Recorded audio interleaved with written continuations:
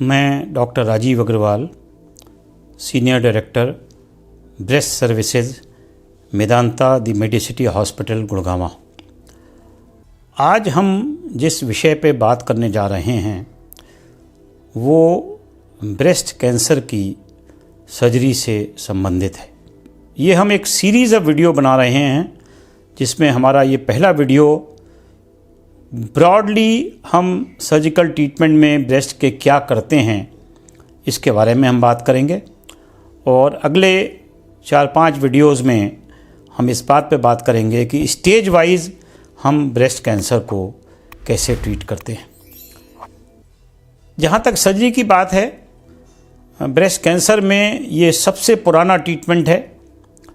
पहली बार जो साइंटिफिक तरीके से ब्रेस्ट कैंसर की सर्जरी साहित्य में डिस्क्राइब्ड है वो है 1894 में, जब विलियम हेल्स्टेड ने रेडिकल मेस्टेक्टमी को इंट्रोड्यूस किया। तब से आज तक बेसिक प्रिंसिपल सर्जरी के वही हैं, लेकिन उसमें बहुत सारे मॉडिफिकेशंस आ गए हैं। सर्जरी का ब्रेस्ट कैंसर में सबसे इम्पॉर्टेंट रोल है, क्योंकि ये एक अकेला ऐसा उपचार का माध्यम है जो अकेले मैक्सिमम क्योर ब्रेस्ट कैंसर के मरीज़ों में देता है।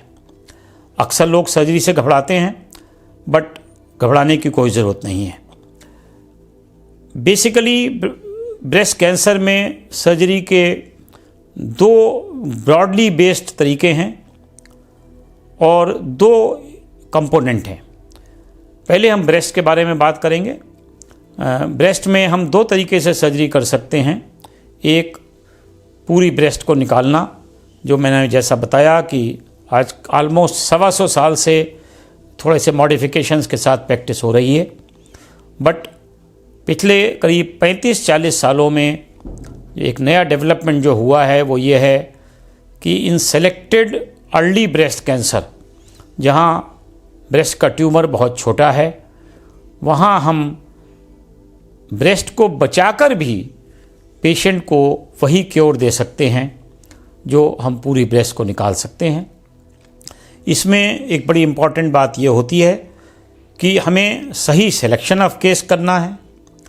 हमको एक टीम वर्क की तरह काम करना होता है, जहाँ सर्जन, पैथोलॉजिस्ट और रेडियोलॉजिस्ट तीनों मिलके काम करते हैं, और तीनों की एक कोऑर्डिनेटेड टीम वर्क से हम काफ़ी पेशेंट्स की ब्रेस्ट को बचा सकते हैं।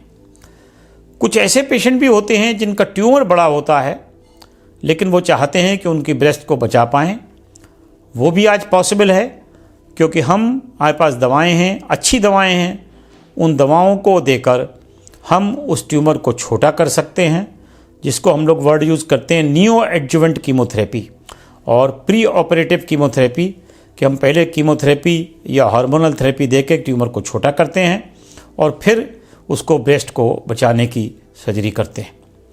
दूसरा जो कंपोनेंट है जो मैंने बताया वो है एक्जिला या आर्मपिट, क्योंकि कैंसर को फैलने की एक टेंडेंसी होती है और बगल की गांठों में कैंसर फैलता है। तो आज से करीब 15-20 साल पहले तक एक ये कॉमन ट्रेंड था कि हम आंख बंद करके बगल की सारी गांठें निकाल देते थे।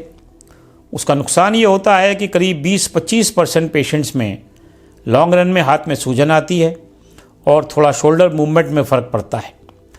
तो फिर ये पाया गया कि अगर बगल की गांठों में बीमारी नहीं है तो सारी गांठें निकालने की ज़रूरत नहीं है, और इसलिए आजकल हर अच्छे ब्रेस्ट कैंसर सेंटर में एक प्रैक्टिस होती है जिसको हम लोग कहते हैं सेंटिनल नोड बायोप्सी। हम लोग क्या करते हैं कि ऑपरेशन के दिन या एक दिन पहले एक पर्टिकुलर डाई ब्रेस्ट में इंजेक्ट करते हैं, जो रेडियो एक्टिव डाई होती है। ऑपरेटिंग टेबल पे हम स्कैनिंग करते हैं और उसमें 2, 3 या 4 गांठें जो हमारी स्कैनिंग में हमको समझ में आती हैं उनको हम निकाल के भेजते हैं। इसको हम लोग वर्ड यूज़ करते हैं सेंटिनल नोड बायोप्सी। अगर उन 3-4 गांठों में बीमारी नहीं है तो बाकी गांठें निकालने की ज़रूरत नहीं है। इस मेथड की एक्यूरेसी ऑलमोस्ट 98 to 99% है और ये एक ऐसा गोल्ड स्टैंडर्ड हो चुका है कि इसके लिए कोई सोचने की ज़रूरत नहीं है। अगर बगल में गांठों में क्लिनिकली बीमारी नहीं है तो sentinel node biopsy is a gold standard और इसमें क्योर रेट में कोई चेंज नहीं आया है। तो आज ब्रेस्ट में हम ब्रेस्ट बचा सकते हैं, ब्रेस्ट पूरी निकाल सकते हैं। एक्जिला की जहाँ तक बात है, सेंटिनल नोड करते हैं, अगर बीमारी नहीं है तो बहुत अच्छी बात है। तीसरी चीज़ जो एक बड़ी इम्पॉर्टेंट चीज़ है वो है ऑन्कोप्लास्टिक सर्जरी। ऑन्कोप्लास्टिक सर्जरी का मतलब है कि जब हम ब्रेस्ट की टिश्यू निकालते हैं तो ब्रेस्ट का थोड़ा साइज़ या शेप चेंज हो सकता है। तो ये ऑन्कोप्लास्टिक सर्जरी का डेवलपमेंट पिछले 10-15 साल में हुआ है, जहां हम ब्रेस्ट के टिश्यूज़ को ही थोड़ा मैनिपुलेट करके हम बेटर शेप दे सकते हैं और साइज़ कंपैरेटिव दे सकते हैं।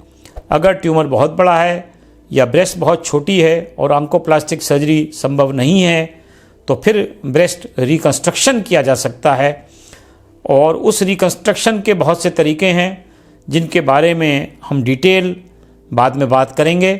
प्लास्टिक सर्जन के साथ बैठ के बात करेंगे कि ब्रेस्ट रिकंस्ट्रक्शन के क्या क्या तरीके हैं।